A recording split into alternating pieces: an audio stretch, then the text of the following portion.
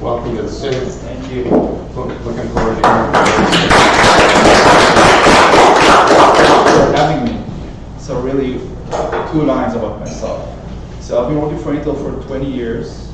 I'm a leadership coach. I managed for over 13 years. I'm an engineer, like probably most of you. And also served in the Israeli Defense Force for around more than 20 years overall. And actually, this is where my journey to leadership began. So imagine me standing with my freshly minted second lieutenant ranks, my uniform cleanly pressed. The sun is rising behind me over a row of tanks. It's a scene for a movie. Hollywood would be hardly pressed to beat that scene. My new platoon is soon to arrive. Now, how do I know? I told them so. So I hear footsteps. Snap into attention, I look over my shoulder, but it's not my platoon, but the tank security guard.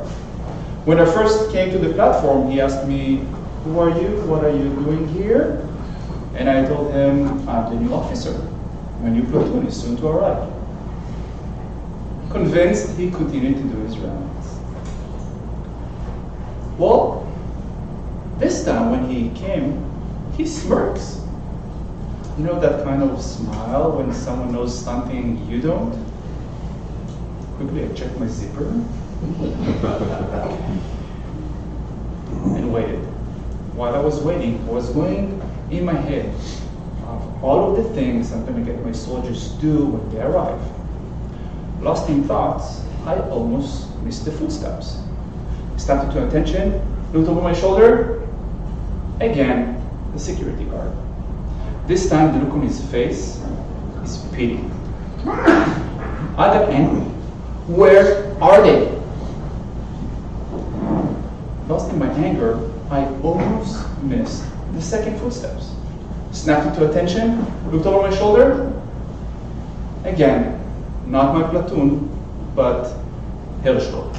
Hershko is a highly respected veteran in the company that my platoon belongs to. Hershko walks towards me with a smile. I smile back. He stops and says, "Ha! A new officer! Look at him! He's so fresh and green!" And keeps walking. I was shocked. No one ever spoke to me like that before. My previous experience with command was as an instructor. I have been teaching in a tanks commander school before. Over there, if someone misbehaves, we'll throw them out. I couldn't believe that in a combat unit, they behave like this. It looks like everyone knows something that I don't. They know how things really work here. On his 5th round, the security guard decides that watching me is much more entertaining than doing his rounds. And he takes a position watching me. Soon, my platoon arrives. Walking, slowly, smiling, not a care in the world, laughing, talking to each other. Then I did something that I'm not proud of. I snapped. "Where have you been? I told you to be here at 8 a.m. sharp." Not too much excited about shouting. One of the soldiers tells me, "Relax." Another officer told us to clean our room before we come here. We kept going. I looked over at the security guard, just nodded his head, and kept doing his round. I felt defeated. My ego took a bruising. That was not the last time that my ego would take a beating. For the next 8 months, I understood that my battle will not be with an enemy.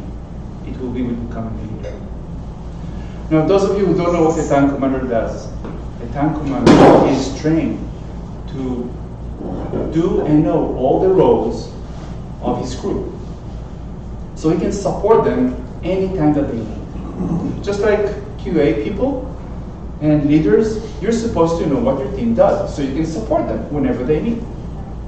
So I was the expert.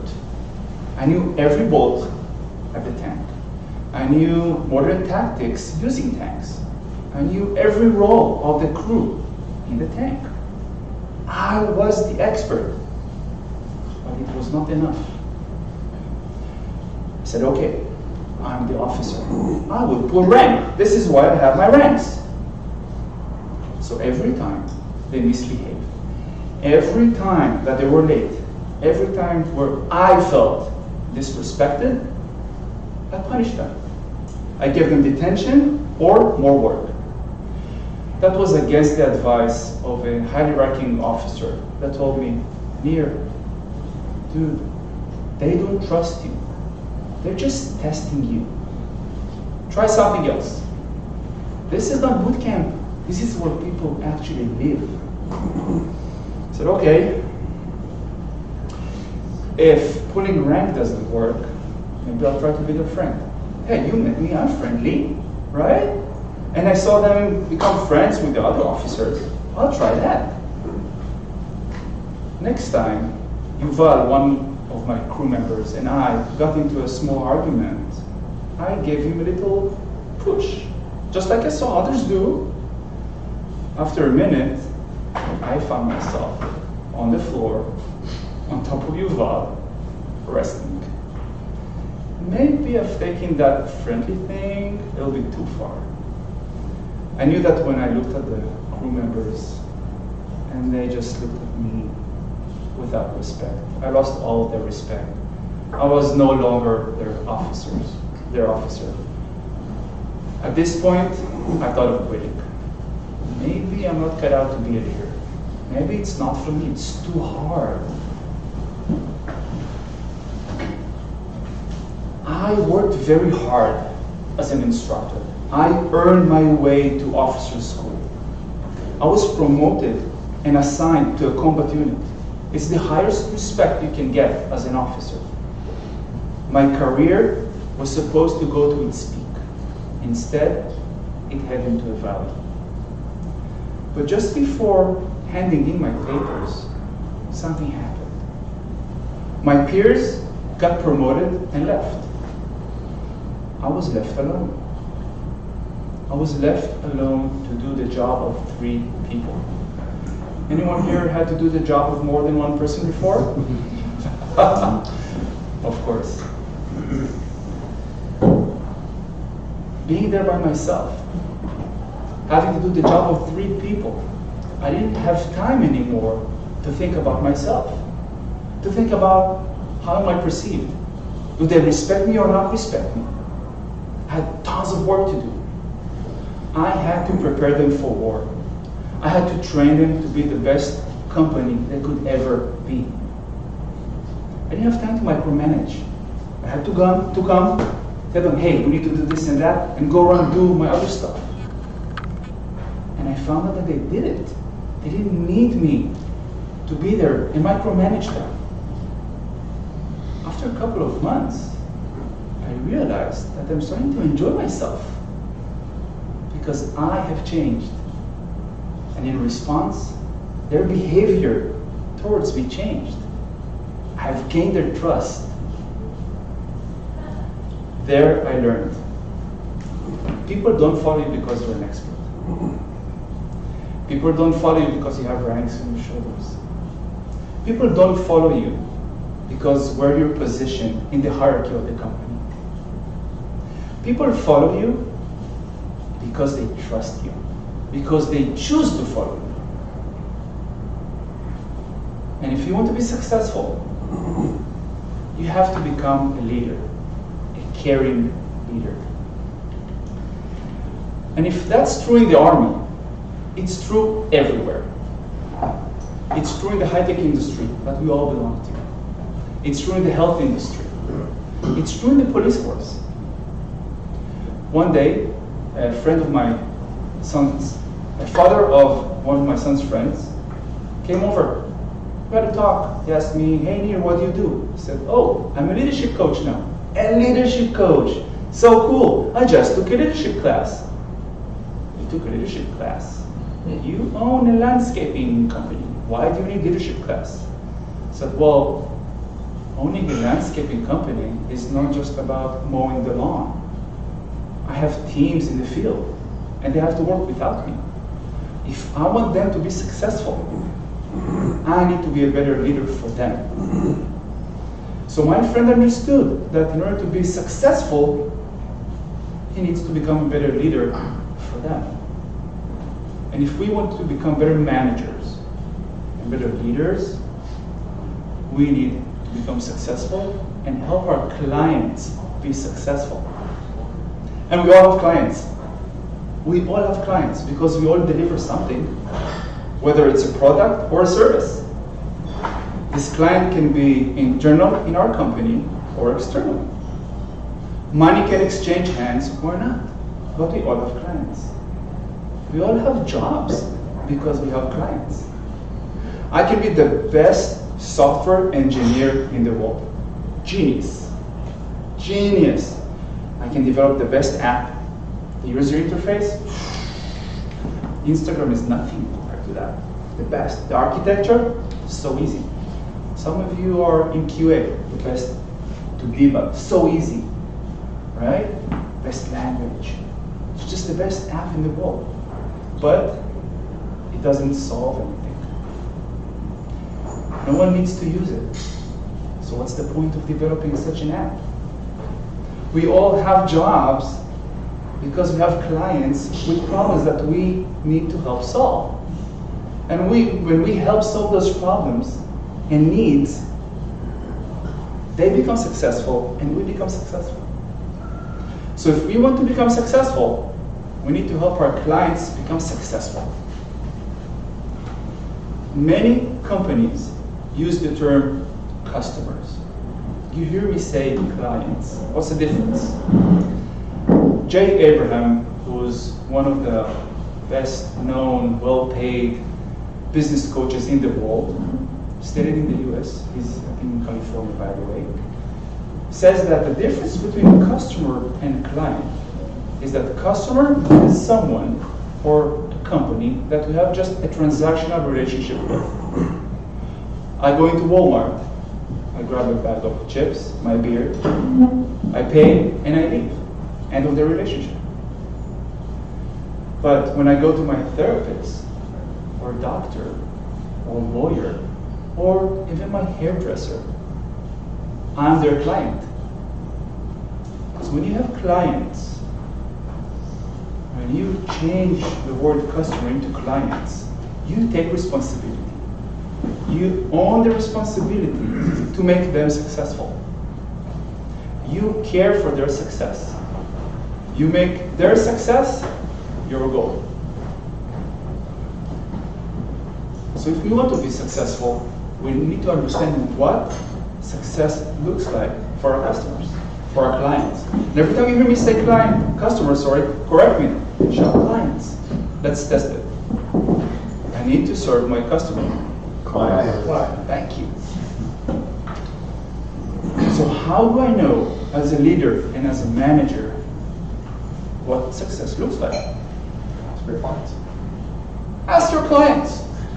And I use 3 questions to discover that. Question number 1. What does success look like for you? The answer to this question is crucial. Let's assume that I own a QA company. Just imagine that. And I have 2 clients. They both want me to validate their software. One has 10 features that he needs to roll out, and they have to be perfect. What does that mean for me? As the one who's responsible for their success. It means, okay, I need to make sure all the critical bugs and all the high severity bugs are clean. Maybe we can handle the medium and low priority ones. Version 1.1 will fix them. Maybe it will take another month. But what's important to this client is those 10 features. Another client says, no. I need to release in a month, and I need this feature to work. This is my MVP, minimum viable product.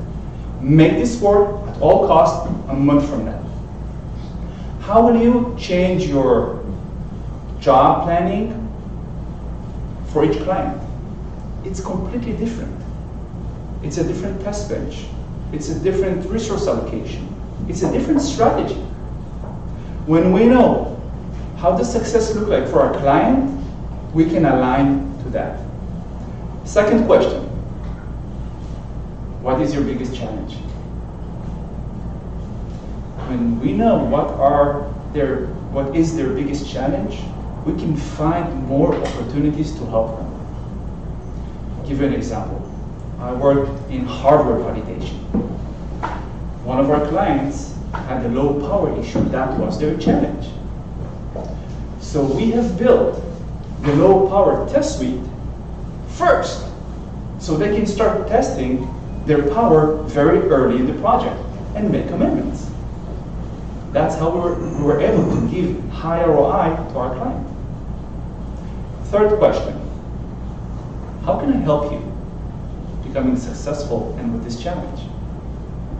We don't need to figure out or know everything. Just ask them, how can I help you?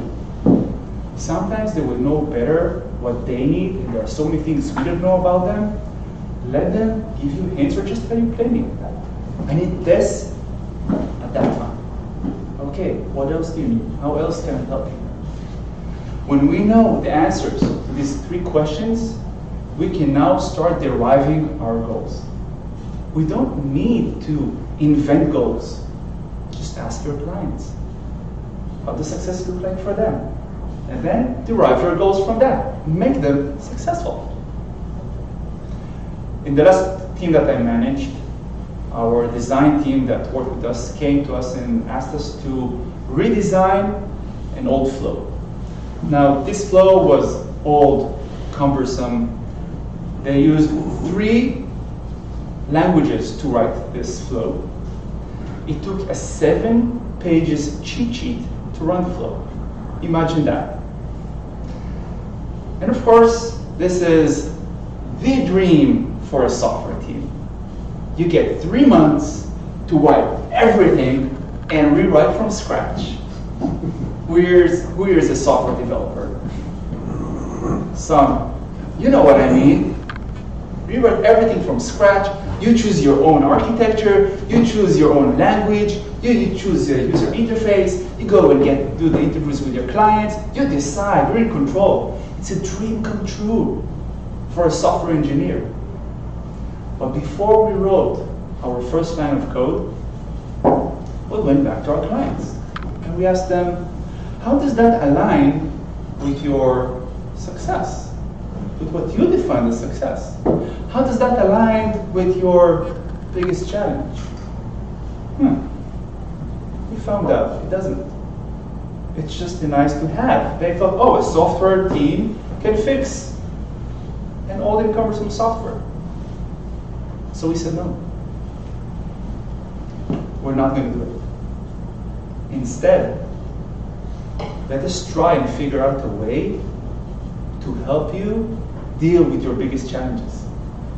Let us help you in those 3 months become successful or have a better chance on reaching your goals. And when a client feels that your goal is to make him successful, what does that do to the trust between you? What do you think? Creates value. It's a lot of value. Wow. It's not just about the money or the job. It's about making me successful. Think about the last time that someone in your life was dedicated to your success. How did it feel? That's the feeling we can create with our clients. Whether they're inside our company or outside, it doesn't matter. We can create that feeling of trust. So we know what are our goals. Is that enough to be successful? Well, it's halfway. Because if we only focus on results, on making them successful, we will fail. Guaranteed. We will fail. was appointed or promoted to be a manager 13 years ago. I was a technical engineer, I was very skilled, I was the senior one in my team. My manager left, it was a milestone to achieve, as always. I got promoted. Who here knows what I'm talking about? Has gone through the same journey? And I see a couple of nods. Now, when we're technical, what is our job? To get the job done. How do we do it? Using the technical skills. Now we're promoted to be managers or leaders, it doesn't matter. What is the job of the team? Ultimately, getting the job done. What is our role as managers and leaders in that? Enabling it. Enabling it. Because if we only focus on results, we will fail. Maybe not this project. Maybe not the next project. Why? Because we focus on the milestone. Milestones are always, at some point, late. There's a headcount reduction. There's a budget problem. There's a complication in the flow. Milestone is late. When the milestone is late, we get stressed. When we get stressed, who do we stress? Our team. And when our team gets stressed, and that becomes a habit, which I'm pretty sure most of you have felt that and work for companies that stress is the constant behavior there, right? Constant atmosphere, just stress. What happens to the team? They burn out. And when people burn out, they start looking for another job. Now, if one of your team would leave, how could you meet the milestone? How much time does it take to recruit someone new and get him up to speed with the work? Throw a number. 6 months. At least around a year on average to get the full capacity. Now, if a senior guy left and it's a junior guy that joined, we're talking about years. The average cost for hiring a new employee in our industry, according to 2018, is $19,000 per person. And that's the cost. And I'm not even talking about the milestone that you missed and the one that you already committed to after that. So we understand that just focusing on results will not make us successful. So what I'm suggesting is a model that was first introduced by Stephen Covey, and it's called PPC, Production and Production Capability. Imagine a factory where machines work 24/7, and once a week there's downtime for maintenance. Now a new owner comes to the floor manager and says, I need an increase in productivity. Increase the earnings, please. What does the floor manager do? Removes the downtime. For the next quarter, the machines work 24/7. Revenue skyrockets. Costs go down. He gets promotion. Awesome. But then you are promoted to be the floor manager. After another quarter, what happens? Machines start to break. Happens, costs skyrocket. Revenue goes down.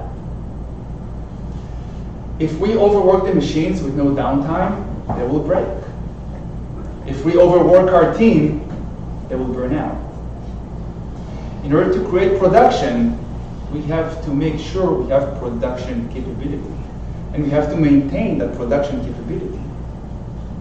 As leaders and managers, that means that we have to create the infrastructure to make sure we maintain our team, our people. Our machines, our working hands, our people. We have to take care of our people. So how do we do that? Some companies think that just having a pool table is enough. Some think that just having sodas and yogurts in the fridge is so cool, and that's why people will stay. Right. Okay, who here is a acclaimed millennial? Just, I see one. Guys at the back, maybe, right? Okay. Latest researches show that people at work want 4 things: to learn, to grow, to make an impact, and to be paid fairly. Now that's a research about millennials. Most of us want the same thing. So how do we do that? First, we have to understand that if we will give them those 4 things, they will stay as long as we can provide those things. Right, millennials? Do I see it? Yeah. I see nods. Yes, yes. And it's true for most people, not just millennials. They're just a good example for a good work culture. So how can we do that? How can we help them learn? One strategy that I use is give everyone on your team 1 hour a week to study whatever they want. It can be AI, machine learning, or how to make sushi. I don't care, as long as they're passionate about it. Give them 1 hour a week. If you look at the overall sum of hours over a year, take off vacations, everything, holidays, this is equal to 1.5 full credit course at college. 1.5 course at college. Can you stand your employees right now, full time being at the course? It's much harder. But 1 hour a week, and you get 1.5. But I found out that if you give them the permission, and you heard me right, the permission, because as employees sometimes we're so dedicated to getting results, we don't feel that we have the permission. We need to give it. Even if it's there, we need to be very specific and give the permission to go and learn something. And when they are passionate about something, most of the times they come back and apply that thing that they're so passionate about at work. So maybe with the sushi example, they will make you sushi at lunch, not sure, but in all other cases, they will apply what they've learned to work. One of my colleagues makes sure he's at the top of the technology always. That's his passion. When AI and machine learning become something really cool and hot in the market, he went to his manager and said, I'm going to learn machine learning. His manager said, sure, go, take your time, go and learn machine learning. After 2 or 3 months, he learned both at work and outside of work because he was so passionate about it. He came back to work, reviewed the flows of the team, and was able to reduce dramatically, using new machine learning algorithms, the runtime of their regressions. And if you know what regression is, and probably most of you do, you know how costly they are and how much you can save by reducing runtime. So he brought real benefit to the team just by getting the permission to go and pursue his passion. Another thing is to find out what is the superpower of each employee. When we let employees align their work to our goals with their superpowers, when we help them get aligned and do what they love to do or are good at, we get better results. We get higher impact. They do it faster and better. And they want to get impact. They want to have impact. It's so easy for them because it's their superpower. For example, my superpower is I'm a connector. I'm also a strategist. You would best put me at customer service. Let me talk with the customers. Clients? Thank you. Good example. Get me in front of the clients. 20 minutes, we're having beers at the bar, I promise you. And we build the trust. So find out what is the superpower of your team. In one of my teams, I had one of the employees who was so passionate about coding. We didn't have too much coding opportunities back then, but he was so passionate. He read every book, but I couldn't give him anything at that point. I said, okay, well, if we don't develop too much software, let's at least make sure that the software that we're developing is in high quality. Go find out how we make high quality software. And he did. He went, interviewed software architects, interviewed gurus of software, and came back with a strategy. This is my strategy. He said, okay, now you're our quality champion. Everything goes through you. And he applied those strategies. Now imagine engineers that didn't go through code review, now have to go through code review. How do they feel about that? Why do I have to do that? I don't have any bugs. But I persisted. After 2 months, our client comes back and tells us, wow, things have really improved. Every release that you make works. It works.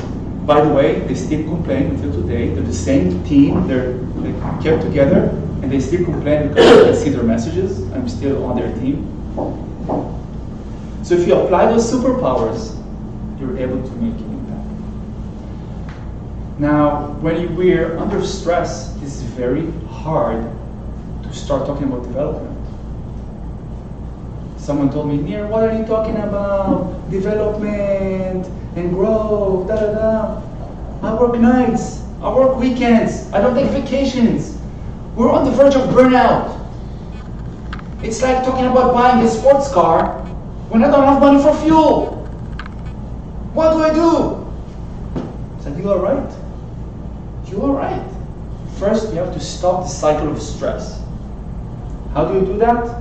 You draw the cutoff line. The cutoff line is the part where we list all of our work and draw the line of what we can and can't do. Very easy to say, very hard to implement. And why is it hard to implement? Because we have to say no. We have to say no to our manager. We have to say no to our client. And when we say no, most of us fear that we will get fired. What will my manager think of me if I'll say no? What will my client say if I'll say no, I can't do it? Well, here's the reality. You really can't do it. We can only do 100% of our work. We only have resources for that 100%. If we had more, we would take the cutoff line down. If we say yes, we will fail. Now, what does that do to trust? So we have to be courageous and tell the truth to our manager and to our clients. If our manager still demands results, ask for help. Go to a coach, to a mentor, or even better, ask help from your manager. Our managers are successful because we are successful. If we fail, they fail. If we fail, our clients fail. What's the point? We have to be transparent, tell the truth, and draw the cutoff line. Here's a strategy to do that in a very effective way that I found that worked for me. Go to your clients, ask the 3 questions, which are, number 1, What's successful? what does success look like for you? Number 2, What's your biggest challenge? what's the biggest challenge? Number 3, how can I help you with that? Great. Build a list of tasks. Work with your client to prioritize them. Then draw the cutoff line and communicate that cutoff line to your manager and to your client. This is what I can do. I can't do more than that. You want more? I need more resources. If you have another idea how to do that, good. I'm open to learn. I'm here to learn from you. when we are transparent, when we tell the truth, when we can commit to something and execute that, that builds trust. Our clients prefer for us to make a commitment and meet that commitment than to say always yes and fail. They hate when we fail because that's an unexpected event that they can't handle. And they will keep doing business with you and will go to you as their expert and go-to person when you keep delivering all the time for them.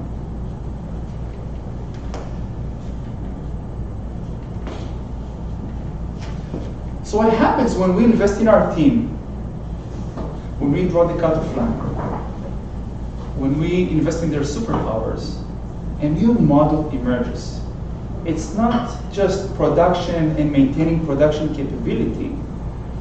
It becomes production and production growth.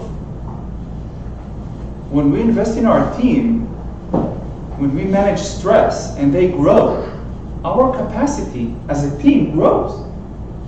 Our success potential grows, and we become successful.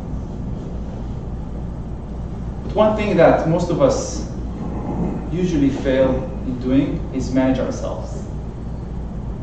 When I came into this role, I interviewed the manager, one of the young managers, and he told me, I didn't want this job. I was promoted. I love the technical world. So what do? I have my own projects. I go, I code, I do my work. When my team shouts so hard they can't do anymore without me, I leave my work, I go there, I fix whatever I need to fix in the managerial role, and when I'm late to my schedule with my work, I leave them, I hide, no one can find me, no phones, I go, I code, and vice versa. We also need to take care of ourselves as technical people. We're in Seattle. Who here has watched Grey's Anatomy at least one season? Yeah, some hands, of course. Well, who hasn't? Okay, they are, right? You're in Seattle. Go watch it. So, in Grey's Anatomy, there's a hospital. And in hospitals, the top expert, the top surgeon, the most qualified person to do the work is the head of the department. How do they do that? Well, they have a system. Does the manager do all the surgeries? No.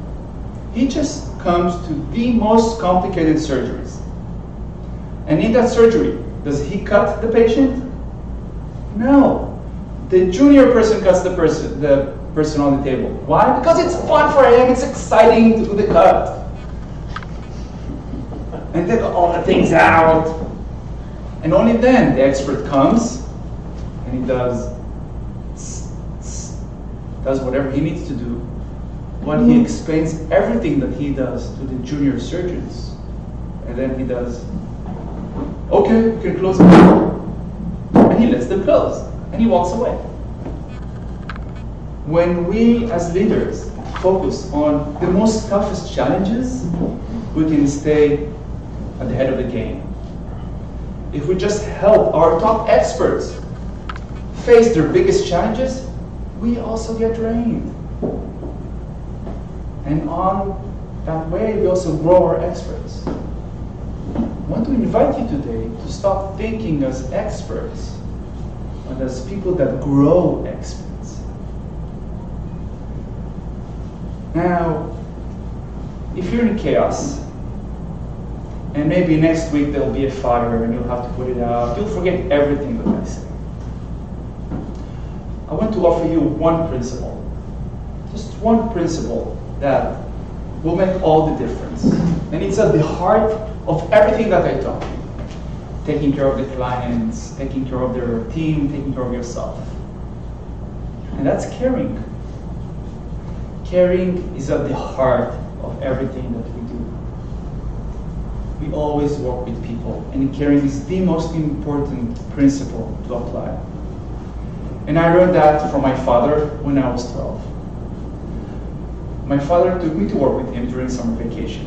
He was floor manager for a steel factory. I remember he took me in, could see the huge doors slide open, went in, his hand over me, could see sparks coming out of the ovens, the hot ovens, of the steel ovens. He greeted everyone smiled to him, shook his hand. I was so proud to be so a bit arrogant. I'm the son of the manager. At my second week, I was on the second floor, near my table, tightening a screw into a measuring tape. Then Alex, a highly functional autistic employee, passed by, stopped, and told me, "Hey Nir, please pick up the garbage around your table." I looked around, yeah, a couple of pieces on the floor. I didn't throw them out. Probably someone passed and it fell. Well, that's not my trash. I'm not gonna pick it up. And you know what? You're not the boss of me. I was a little bit arrogant back then. Alex didn't know what to do. He froze, turned around, and just left. Soon, my father comes, races in. "You will never, ever talk to my employees like that.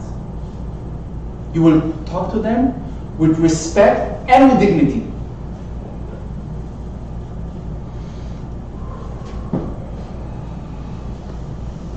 My father just screamed at me in front of everyone.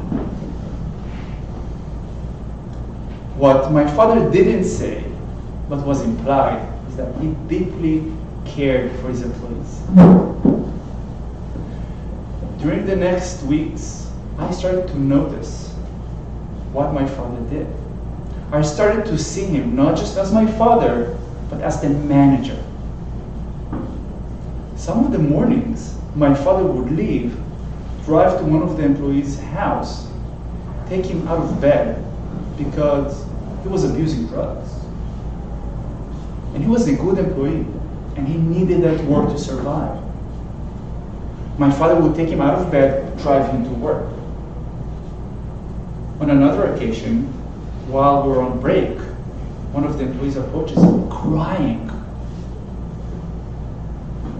"What's wrong?" "I can't celebrate my son's bar mitzvah. I can't pay for the food and drinks." My father didn't even hesitate. Put a hand in his pocket, took out some money, gave her, said, "Go celebrate this important occasion." My father went above and beyond for his employees. And in response, they went above and beyond for him and the factory. You should see, it's a steel factory, and it was clean. Clean. People would treat that factory as their second home. They would clean up after them. If a machine got broken, they went and fixed it if they could. And if not, they called my father immediately. "That machine is broken." They made sure everything worked well. That summer, I learned from my dad what it means to care. I learned from him that people are not just jobs. They're real people. They have dreams, they have hopes, they have families, they have needs. And we have to treat them as a whole world. I learned from my dad that it's not enough to be empathic. When we have empathy, that means that we can understand what's going on in your life. We can understand why you're feeling this way. Caring is about taking action. It's about doing everything you can do to help them with what they're challenged with. So what I would like to invite you today is to just care. Just genuinely connect with people and care. So in that spirit of connection, I want to thank you for listening and helping me correcting my customer and client problem. Thank you. So let's connect. Take out your phones. Yeah, take out your phones. I don't have phones. I have a phone. And let's make a group picture. What do you say? You're so quiet. How do you interpret quietness? Is that an agreement? Well, It's a lack of disagreement. lack of disagreement. I like it. That's a new perspective. You can be a coach. Okay, are you ready? I want to get everyone. Okay, now you have to move. Everyone. Let's gather in. Yes. Maybe you should have started with move. Okay. Are you ready? And if you want to follow me and read some of my articles, and I'm publishing weekly on LinkedIn, you can just later on come, scan the code over here, get to my page on LinkedIn, follow me, and you get access to everything that I've written about leadership, about how to become a better manager. I think it's even a better person in a way when we care for people. And I'm open to, I can hear you saying those texts. Awesome, keep sending them. 971-200-9629. And I'm open for questions, and until Jim throws me out, I'm going to answer questions.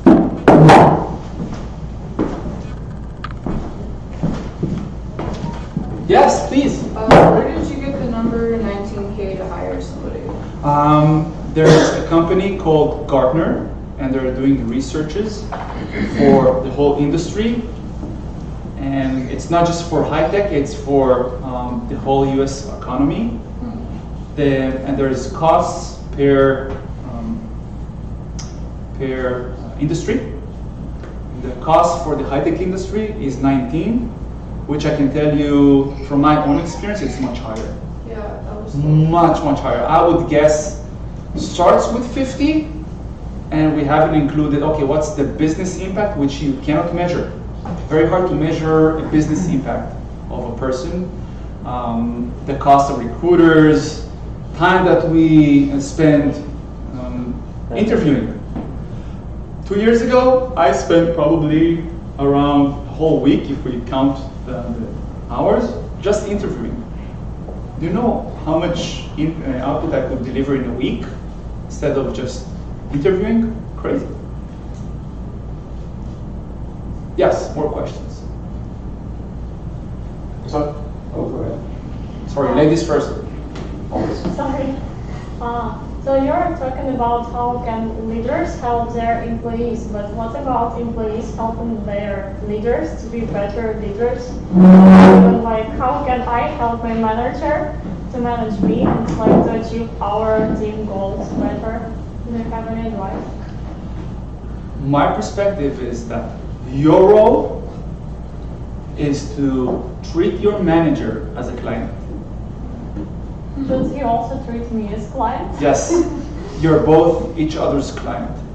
And as such, you're going to ask him, what does success look like for you? How can I help you? And by the way, because I care for you, this is how I think about our goals. This is what I think about our strategy. Be very honest. Some managers would not like that because their style is ego, right? Is what we call righteousness. I need to be right because I'm the manager. Well, I also know a lot of managers who don't. So just be very transparent, voice your opinion, and also tell them what you need in order to become successful.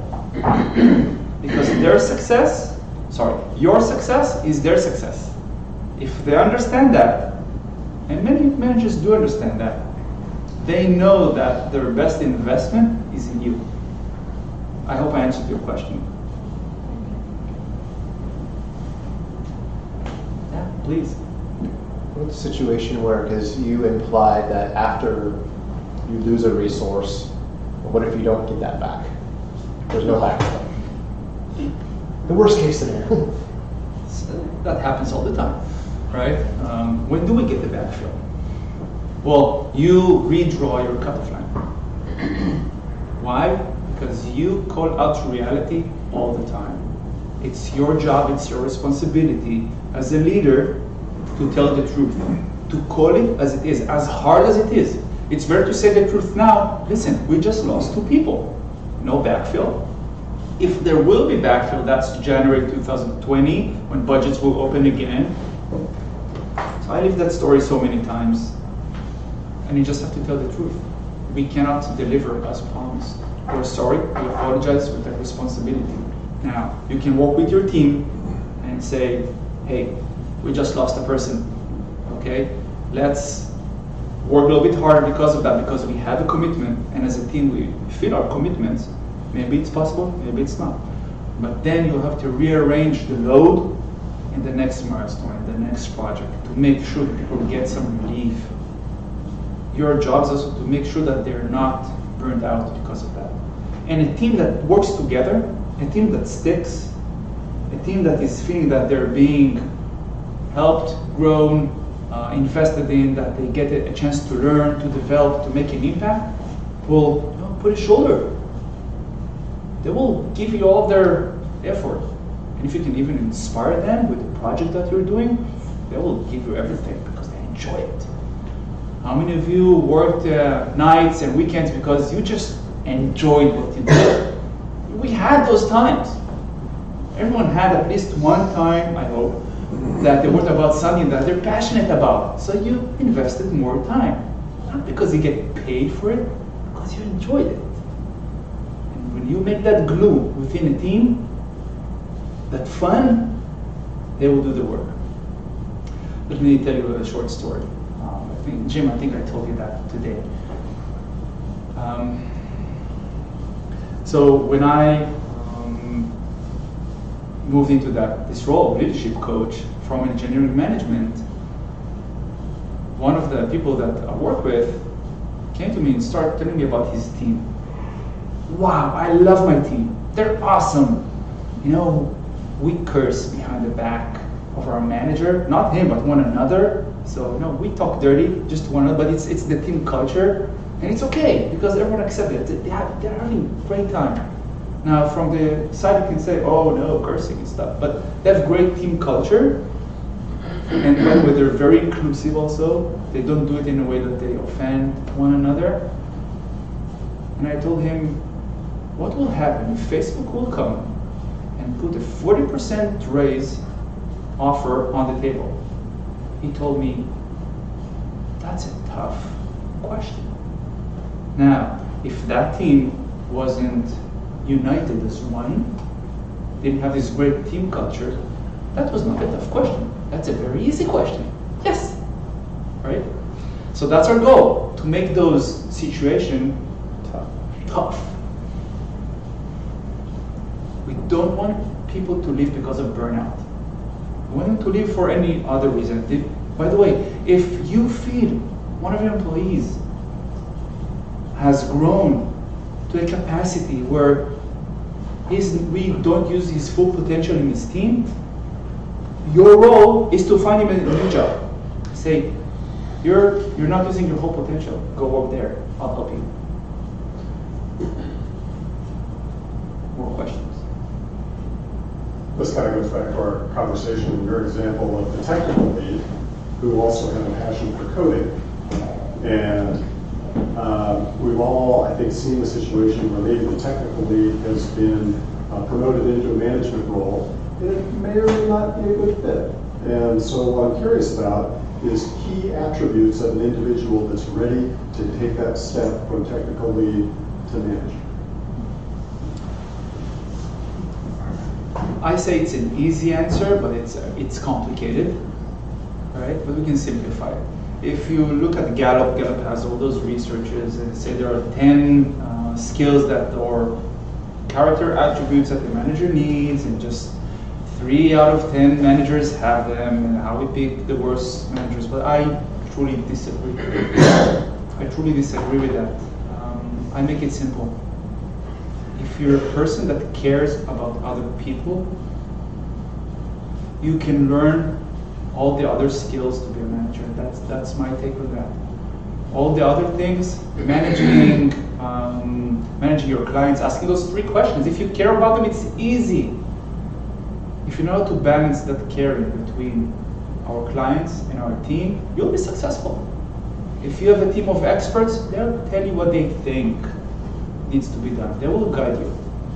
I did once a transition from a position when I was the expert, I was the manager and the expert in the area.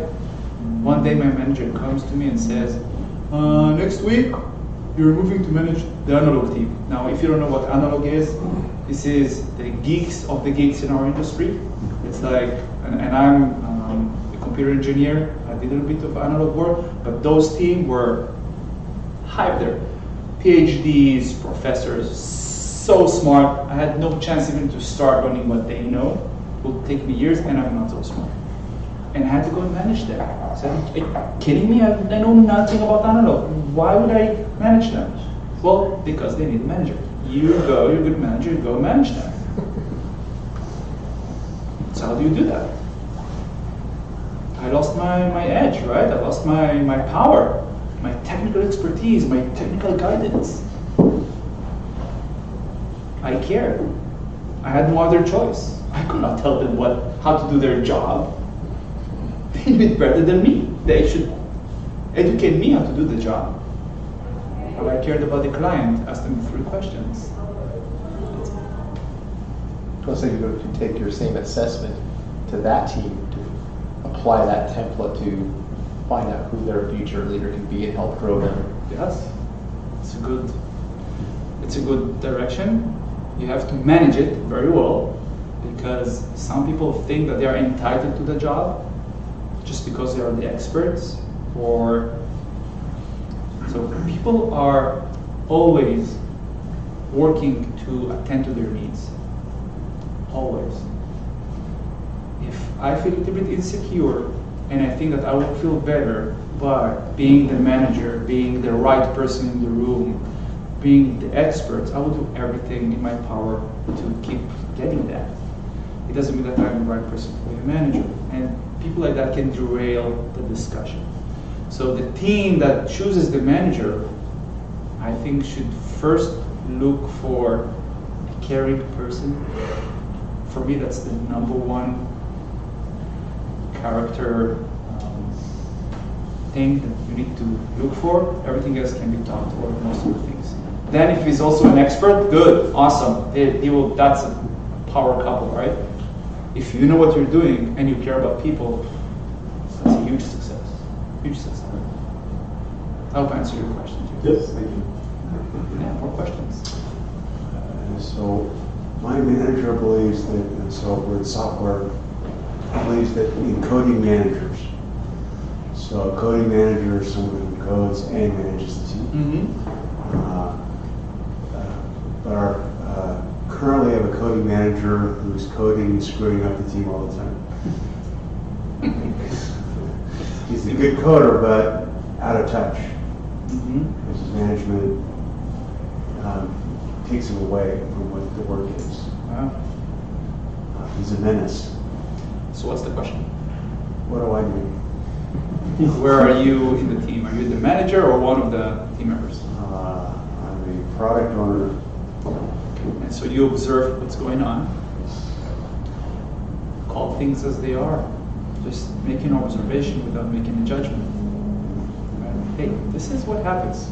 This guy used to be a good coder. If we don't let him get back to the level that he was before, there's no use in having him as a coder, because it just damages the project. We all work for the project, right? So amendments needs to be done. Some decision needs to be made, and it's without saying that he's good or bad. It's just out of touch. So we need to make a decision. Either we invest in him or we invest in his managerial skills. It's a decision. I hope it makes sense. Going back to your analog team, so you went and managed them? Yes. How did that end up? Like, what Huge was the success. okay. Analog team was, and I can say part of it was me, but it's more about the strategy, not about me. So analog team used to be the last in their project to deliver their piece. We managed the team I managed the team that supported them. So I have a team of analog support servicing analog designers. So it's analog people and analog people trying to talk with one another. Doesn't work, by the way. Yeah. Take the most, the smartest people in the world, let them talk between one another. It's a chaos. It's a disaster when you don't manage that. So we removed that challenge out of the map. Everyone forgot that they were the last for the last 2-3 projects. They just forgot. They were the first to deliver. Because what we did is we asked them 3 questions. What does success look like for you? What is your biggest challenge? How can we help you? What I did, my role was to take the answers to those questions, which some of them I did not understand, take it to my team who did understand and said, okay, this is what they're asking us for. Now what? Ideas came, we built a list, made a priority, went to our clients and said, is this the right priority? Yes, no, we fixed it. We drew the cutoff line, we started executing. We just gave them exactly what they needed all the time. And we always communicated, what do you need, what can I deliver? I'm late, this is the impact. Now what do you need? Because also sometimes the targets change. I was looking from the perspective of like the technical, because you said it was like outside of your, because usually as a provider to a client, I know what I'm providing, and I don't know what I need. But from their perspective, of them being a client or vice versa. Nir doesn't need to know how to do it. He just needs to know what he needs to organize the prioritization of the work so that the team can do it. Exactly. I couldn't give them technical guidance, but I could tell them, this is what's most important for your client. This is what they need. This is what they need. Now, if you think they need something else, let's get in the room and I facilitate the discussion. Again, I'm a communicator, easy for me to facilitate the discussion, by the way, by using open-ended questions. Then, when they are in agreement, we know what we need to do. You know what you need to do? Yes. This is what you need? Yes. Okay, let's go do it. Sometimes we overcomplicate it. things. Is that you didn't have to try to compensate by learning their paradigm. You were able to. I always learned their paradigm. I just didn't need to know the technical stuff within that paradigm. I didn't need to know what is the specific feature that our simulator needed to do in order to achieve the measurement that they needed. It had a name, right? Trans something measurement. My technical expert knew what does that mean. Do you know how to code it? Yes. Okay, let's go do it. And of course I learned through the job, and I know something, right? I was never an expert. I could never replace one of my employees. Never. Since then, by the way, I always got roles that I could never replace one of my employees. Never. I didn't need to. They were so smart. They were experts. I just helped them become better experts, better communicators.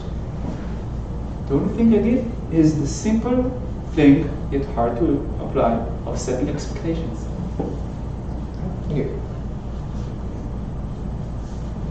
I have another question. Yeah, please. Where do you think that caring and boundaries professionally, where that line draws? Because I don't necessarily agree with how your father handled things. I think that if that was his business, that's for him to decide. But I feel like that's an enabling behavior, and I think it would be really difficult to make that decision and be a father to another person. And given his role, I don't know what type of talent was out in that area. So there's that also. There's many factors that come into play. But you personally, I'm sure you've been in some situations with your long track record of what you've decided your boundaries professionally are to care about people. Like, how many times do you care if somebody had insomnia?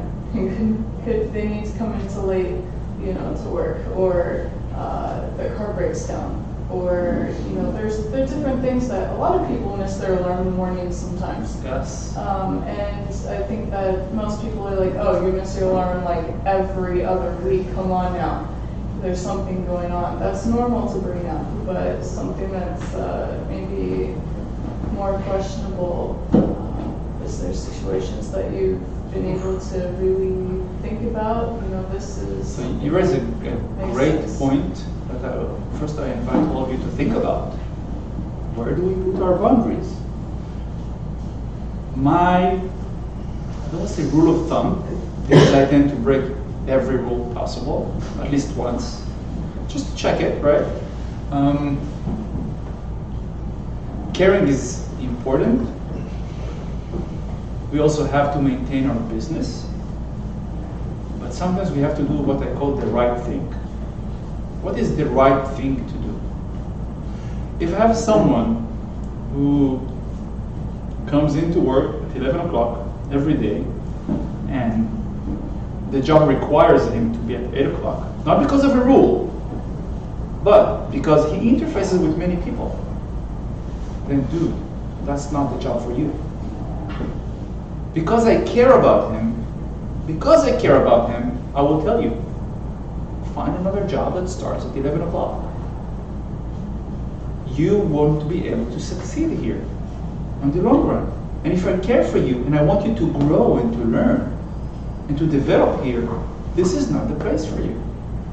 So I help him find something else.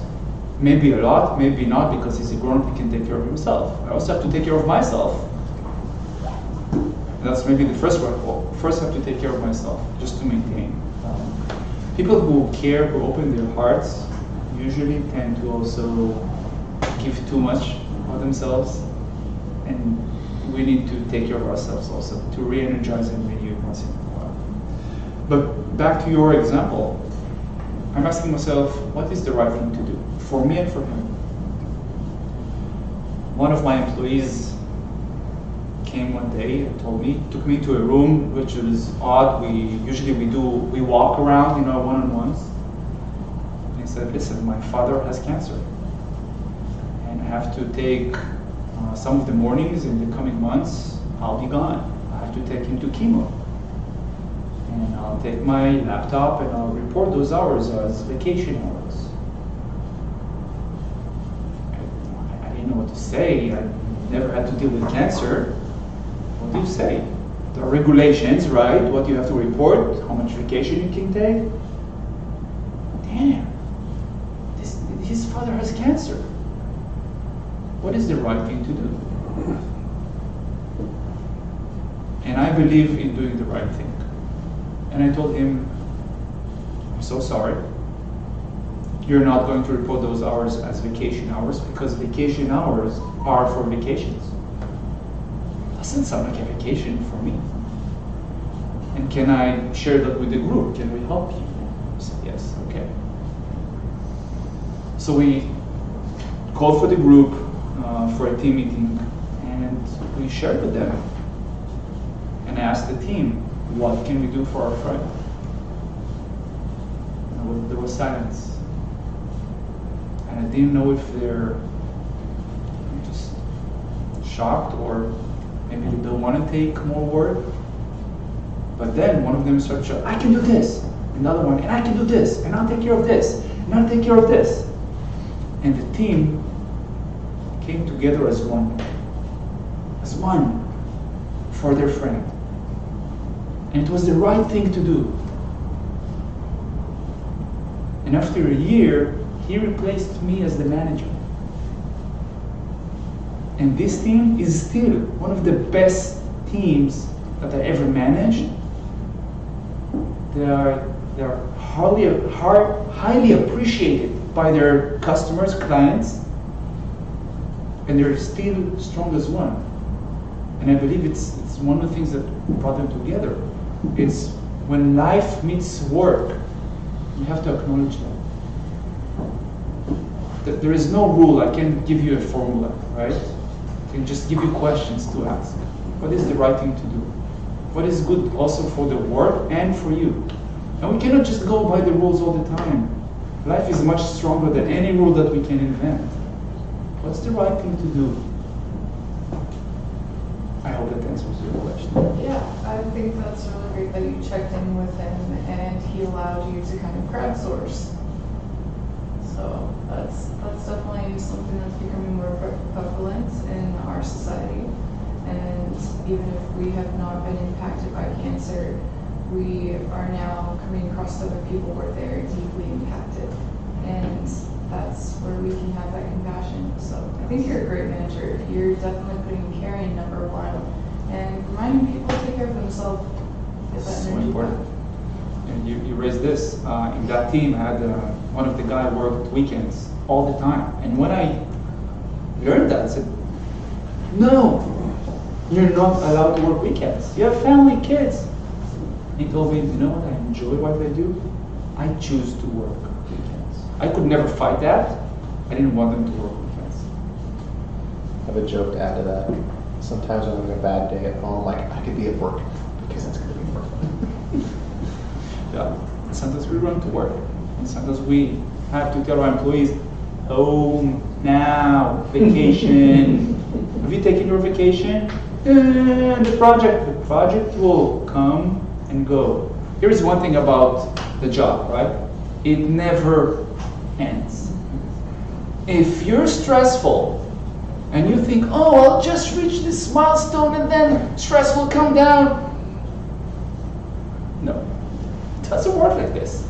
Then comes the next milestone, the next project. We have to maintain our team and ourselves. Another question is, so through all of your experience, what was your typical like cycle time when you were switching to managing these different teams? Which I know gave you a lot of experience and perspective, but how long was it? Like 1 year, 2 years, months? It's funny. Mostly I didn't choose. I got kicked to another team. My manager would come to me when I was in my comfort zone and said, "Okay, you're gonna move. Wait! It's too soon. I have so much to do." Out. Next team. Yeah, that's what happened. It's around 2.5 cycles, 2.5 years every cycle. Great, thanks. Give or take. And by all means, you can stay the manager for 15 and 20 years. And I've seen managers who are still passionate about what they do, and they grow their team to be the leaders of the industry, make tons of impact, and that's also okay. By all means, do not take me as an example to anything. Do what is right for you, for your team, for your career. More questions?